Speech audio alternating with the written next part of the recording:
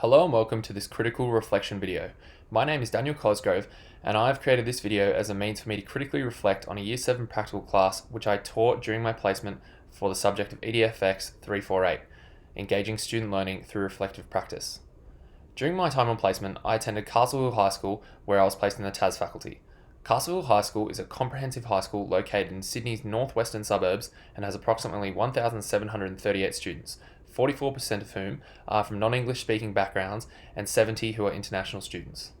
For the remainder of this video, I'm going to be showing a screen recorded PowerPoint which provides relative information in regard to the critical reflection of the lesson in focus.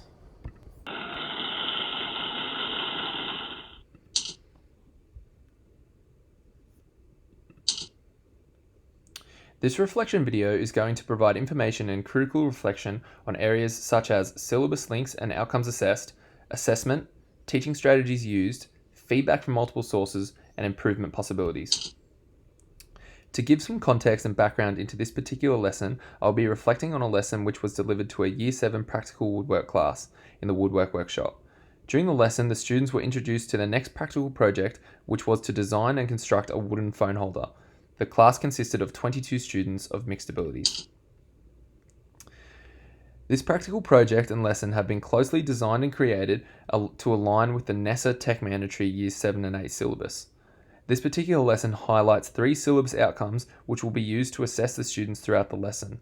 They include TE4-1DP, TE4-2DP, and TE4-3DP.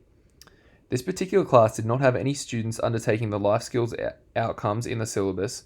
However, this project and lesson plan have also been designed with differentiation strategies to also accommodate for life skills outcomes for students with diverse learning needs. Assessment was an area of teaching which I discussed with my supervising teacher as something to focus on in my future classes. Being the end of the year, with reports being finalised and holidays so close, the students were quickly losing motivation to complete classwork. To combat this, I conducted research to find strategies through the EDFX348 unit readings, and what I found was that research has shown that students who are unmotivated and generally not interested in a lesson regularly ask the question of, why am I doing this? To overcome this obstacle, Churchill et al. 2015 found that by providing students with a clear response to the question where the teacher states what they are going to learn, why they're going to learn it, and what they have to do to succeed in this learning, plays a key role in developing short-term learning goals and increasing student motivation during lessons. With this research in mind, I concluded that formative assessment would be a focus of the lesson to provide students with clear answers to questions and ongoing feedback which they could use to further improve their practical project and increase their skills in the workshop. I found this research to be genuinely helpful, and at the conclusion of the lesson, my supervising teacher communicated to me that he was very pleased with this attempt to address assessment strategies and mentioned that this approach to the end of year lessons would play a vital role in ensuring every student finished their projects in time for the holidays.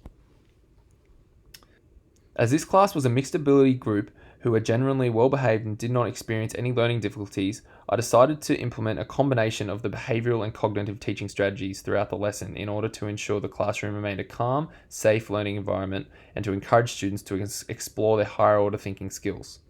I used the behavioral teaching strategy to reinforce areas such as settling the class, providing instructions, and reinforcing positive and negative behavior, whereas I used the cognitive teaching strategy to reinforce areas such as promoting intrinsic thinking, promoting long-term memory, promoting self-directed work, and promoting learning from existing knowledge. As there is not one teaching strategy that is 100% effective to all students, this combination of the two strategies provided students with a well-balanced classroom where each student's preferred learning styles were catered for throughout the class. This resulted in every student being given the equal opportunity to fully participate in the class and learn to their full potential. At the conclusion of the lesson, and at the overall conclusion of my placement, I was provided with feedback from my supervising teacher highlighting how I conducted the lesson and my overall teaching skills. Fortunately, I received plenty of positive feedback, however there is always room for improvement and I received these constructive criticisms. The positives of my teaching included overall good lesson, the students completed their work, good subject knowledge and good classroom management, whereas the constructive criticisms included I should incorporate more ICT into the classroom, I need to slow down instructions and speak clearly and slowly, and I should wait for all students to be silent before beginning demonstrations.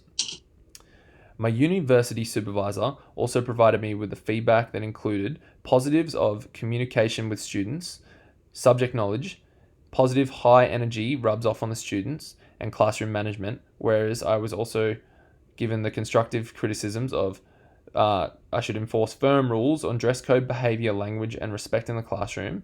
I need to ensure all students are kept busy and to encourage students to think, compare, and make connections with their work. At the conclusion of the lesson, I ensured to allocate time to discuss with the students what their experience of the lesson was and to find out what they thought the pros and cons were from the lesson they just took part in. Via a group discussion, I received feedback from the students which included lesson pros of starting a new cool project, working with friends to develop cool new unique designs, using tools and machines, and a project which can be a Christmas present for someone.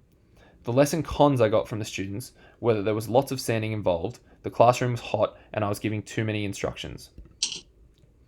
After completing this lesson in focus and receiving feedback from two very different teachers, both with years of experience, and the students themselves, I was able to soak up plenty of information that has and no doubt will continue to be invaluable for my growth and development as an educator. One quote I found was that teaching as we have seen it is about learning, not only students learning, but teachers learning. And learning about teaching is a lifelong process. Thus, you will be a learner of teaching throughout your career. And that was from E-Wing 2014. As I continue to learn and experience environments as I move into my future career as a teacher, the key takeaway points I can take from this critical reflection include to incorporate ICT in accordance with the Australian Teaching Standard 2.6, simplify instructions and speak with a clear, calm voice, enforce firm classroom expectations regarding respect in uniform, language and behaviour, and to encourage students to use their higher order thinking skills to make decisions as they complete work. Thank you for listening to this critical reflection video. These are the references that I have used.